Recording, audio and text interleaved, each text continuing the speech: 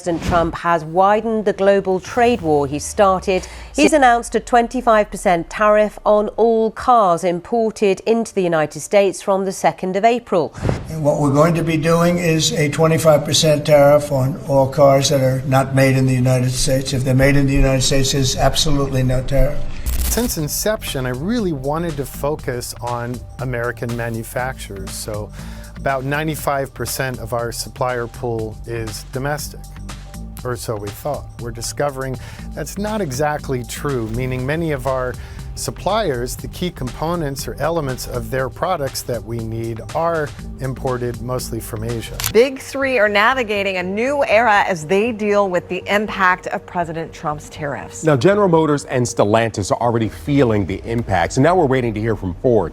GM says its second quarter profits fell by $1 billion. Stellantis says it lost $2.7 billion in the first half of the year, partially due to tariffs. Ford will release its second quarter results 1 week from today. Now, all of this comes as President Trump plans to implement even more tariffs next week.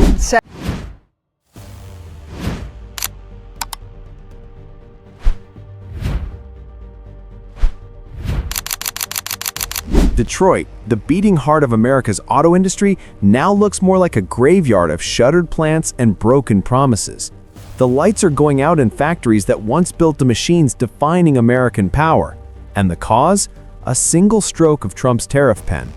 In 2025, Washington slapped 25% tariffs on Canadian imports and widened its trade war against allies and rivals alike. Instead of bringing jobs back home, the tariffs detonated the industry from within. Tesla bled billions, Ford shut doors in Chicago, GM froze its EV dreams, and Detroit's streets filled not with roaring engines, but with pink slips. Meanwhile, Canada, yes, Canada, stepped into the spotlight. Quebec became a battery hub, Ontario an engineering magnet, and global investors followed. America's loss became Canada's victory. And this is only the beginning. Like and subscribe and keep watching, because what comes next will shock you. The collapse didn't begin with a bang. It began with numbers on a balance sheet that turned red faster than Detroit could react. At the center of the storm was Tesla, the supposed crown jewel of American innovation. Tariffs piled on $300 million in unexpected costs overnight. Worse, Trump's broader trade rules torpedoed Tesla's ability to cash in on carbon credits, an astonishing $2.8 billion revenue stream wiped out in 1 year. Investors panicked. Tesla's stock plunged nearly 20% in a single quarter, and Elon Musk, never one to stand around when profits are bleeding, made his move. He shifted Tesla's prized 4680 battery program north of the border, straight into Quebec. Why? Because Canada offered a $1.2 billion incentive package, cheap hydroelectric energy, and political stability. What Trump chased away, Canada welcomed with open arms. Within months, Tesla's hiring blitz in Quebec turned Montreal's suburbs into a high-tech hub. Thousands of jobs that could have been in Michigan or Nevada instead powered a Canadian boom. But Tesla wasn't the only one. Cadillac, General Motors' luxury brand, faced disaster. The iconic Escalade, a status symbol across America, saw price hikes of $4,000 to $10,000 per vehicle. By summer, a base Escalade stickered at $93,295. Families that once stretched their budgets for an SUV simply walked away. Dealers sat on unsold inventory. GM's Tennessee EV plant, once a showcase for the company's future, halted production entirely. Losses mounted, $1.1 billion gone in months. The spiral spread to Ford, the company that built America's roads, trucks, and middle-class identity. Tariffs shredded their supply chain. By fall, Ford announced the unthinkable, the closure of its Chicago and Michigan plants. 9,000 jobs evaporated. Ford's balance sheet took a $1.5 billion hit, and entire neighborhoods tied to those plants faced economic ruin. From diners to tool shops, the ripple effects turned once bustling communities into hollow shells. Trump promised tariffs would revive America's industrial heartland, yet the heartland was flatlining. And then came Stellantis, parent company of Chrysler, Jeep, and Dodge. A company that bet big on electrification suddenly found itself handcuffed. With supply costs soaring, Stellantis racked up $2.3 billion in losses.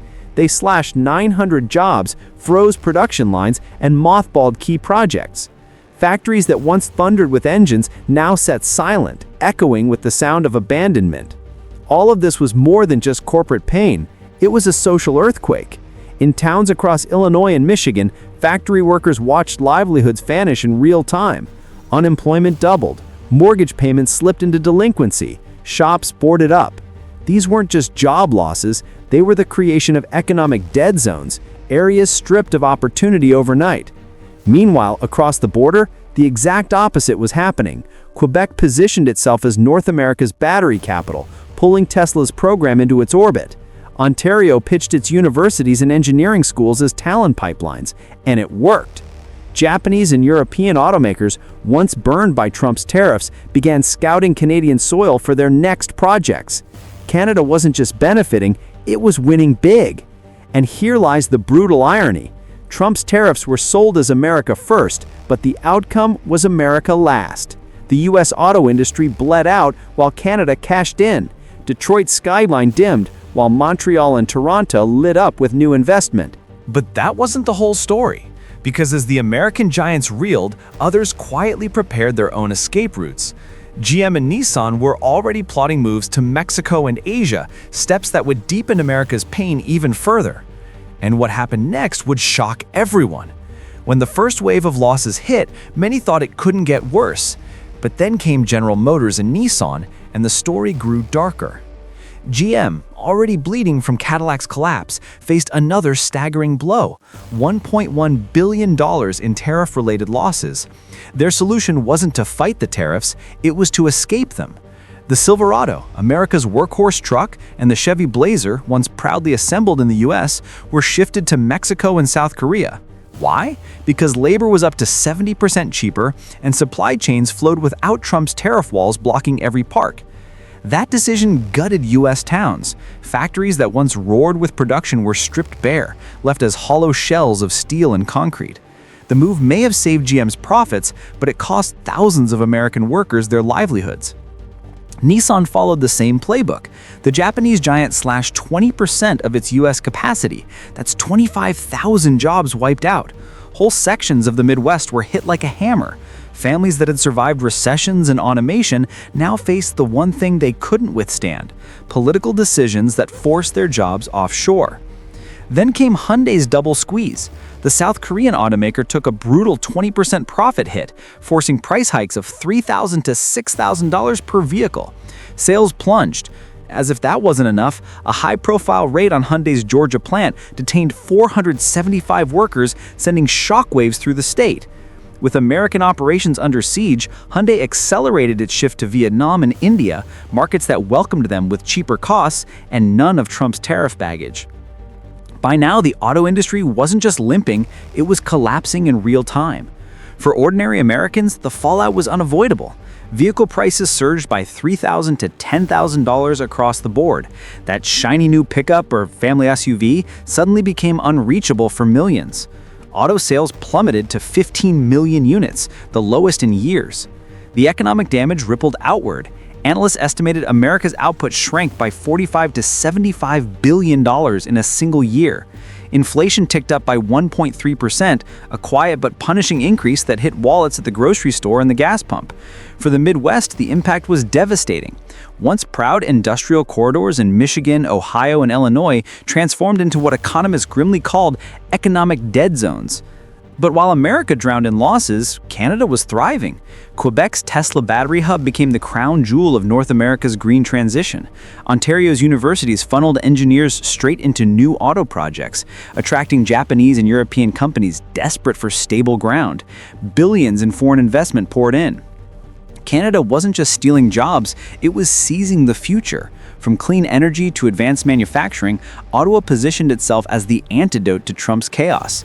Every plant closure in Detroit became a recruitment pitch for Montreal, Toronto, or Vancouver. This wasn't a coincidence. It was a reshuffling of the industrial map.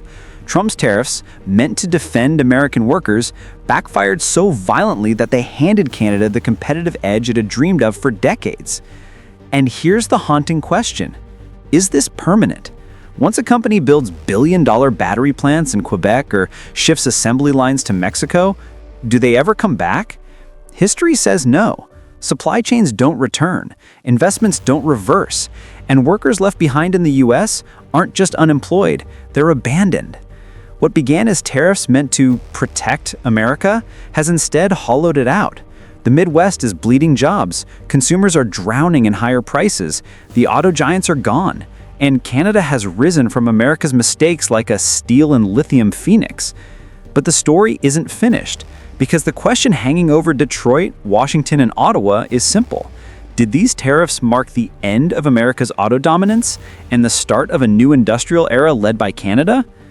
So here we are, 7 automakers wounded, billions in losses, tens of thousands of jobs gone, and entire American towns turned into economic graveyards. Trump's tariffs were supposed to defend Detroit, but instead they handed the keys of the future to Canada, Mexico, and Asia. The factories are gone, the jobs are gone, and the silence in America's heartland tells the story better than any politician ever could. Meanwhile, Canada is cashing in. Quebec is booming with Tesla's batteries. Ontario is pulling in engineers and global investment. America's loss is Canada's victory, and it's only accelerating. The question now isn't whether the US auto industry can recover, it's whether it even has a future left to recover. What do you think? Has America permanently surrendered its industrial edge, or can it claw its way back? Tell me in the comments, and don't forget to like, subscribe, and stay tuned.